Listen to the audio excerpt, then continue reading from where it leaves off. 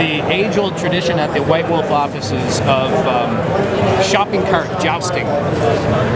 Is this like Jackass style? Yeah, Jackass style. This Marquee Dragon video is sponsored by Shattered Crystal, game codes and items. Hello, I'm Marquee Dragon, also known as Marcus Eikenberry in real life. And today I've got Scott Holden with me from CCP, and you work on EVE, Yep. Obviously, to get one of these awesome shirts. Well, yeah, you got to be the few and the proud, really. Yeah. To get these, Yeah. So Scott, what is it that you do for EVE? I am the director of content design. So I am, I guess, effectively, you guys already did an interview with Noah. Yes. I'm, in some ways, Noah's counterpart in our Atlanta office. So Noah does, Oh, okay. So you work in Atlanta, where it's a little bit in the Atlanta warmer. office, that's right. The Much daylight nicer hours are a climate. little more steady. Absolutely. Yeah. So Noah is in charge of game design for EVE. My team is in charge of actually developing the content. So we're a part of that same pipeline. So you're kind of like the story writers? That's right. So our team is comprised of two groups. We have all the writers that work on EVE, and all of the level designers who actually build the complexes and put the NPCs into places where players see them. Okay. And so would you say you guys are good storytellers? Well, I think we aspire to be good storytellers. I mean, I guess the jury's out on that. It's up to the players to tell us. Well, I'm going to put you on the spot right now. I want you to tell me a story about something that happened at the offices that has nothing to do with the game. Oh, this is potentially dangerous territory here. This is awesome. Yeah. I'm ready. Okay, all right. Well, let me tell you about the age-old tradition at the White Wolf offices of shopping cart jousting. Is this like Jackass style? It's Jackass style. It's an old White Wolf tradition where we get a couple of guys with broomsticks, with rolls of toilet paper duct taped to the end of them, soaked in fuel, and fuel? then lit up. So it's flaming jousting, and then we have somebody pushing each of them riding a shopping cart, and then we get the joust off. So this is. Do you have any pictures you can send me? We do actually. We got some video footage of this. I'm sure I can. Because that would be awesome. Yeah. It might actually be on YouTube somewhere. One of them. Yeah, well, I can link to it if it is. Yeah. We'll see if we can get that. All right. So, what is when you guys do you guys ever have crises in the story? In the storytelling portion. I mean, like, do you have oh shit moments? We do. I think what's happened over the past couple of years. I've been with CCP for about 3.5 years now, and what we've been sort of trying to move toward is the kind of situation where, in the past, much of the storytelling surrounding EVE, it exists in the backstory, but it's very passive. Players can find out about it if they want to go search for it. It doesn't really hit them in the face in terms of the content. Of course, it's a sandbox game, so we're more interested in the stories that players are creating amongst themselves than they are in providing stories for them. At the same time, though, we're trying to provide, a sort of a living and breathing world that actually advances and things change and politics emerge and this kind of stuff. So, in the past, a lot of that information has come out almost entirely through chronicles and news articles, that sort of thing, and on our Wikipedia that are sort of outside of the game client. And we're really moving into trying to develop stories that are happening inside the game. So things like our live events that we've been running in the recent past, which will of course sort of lead into one of our major features that's coming out this winter. The kind of stories that actually evolve the political scene in New Eden, in the world of the game. So you mentioned. So you mentioned like the story kind of evolving in game, right?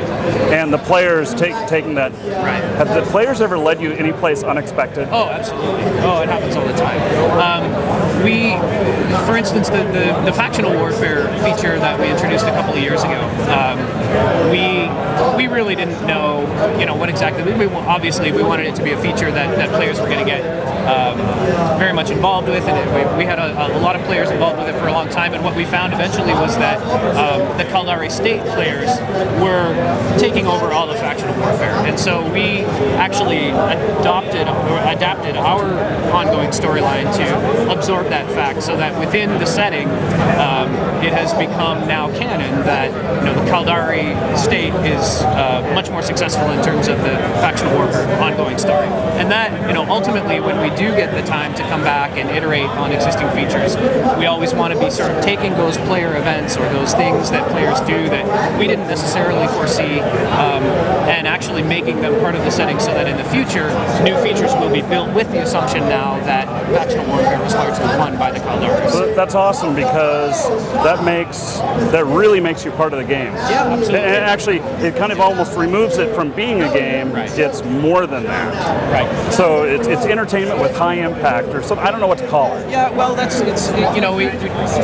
one of the catchphrases, the buzzwords that people like to use a lot is emergent gameplay, and that's sort of players doing stuff that we don't necessarily anticipate, and whether that be actually taking the gameplay itself, the systems of the game, and using them in ways we never anticipated, or whether it's just the fact that we actually we start to recognize certain player trends, so that things are moving in a certain way. The ways players are fitting their ships because of a mechanic that we introduced, 3 releases ago, suddenly gets impacted by a change that we made more recently, and then we have to adapt to that and kind of try to roll with it a little bit. Yeah, so. It's amazing. Yeah. So, tell me what's on your desk.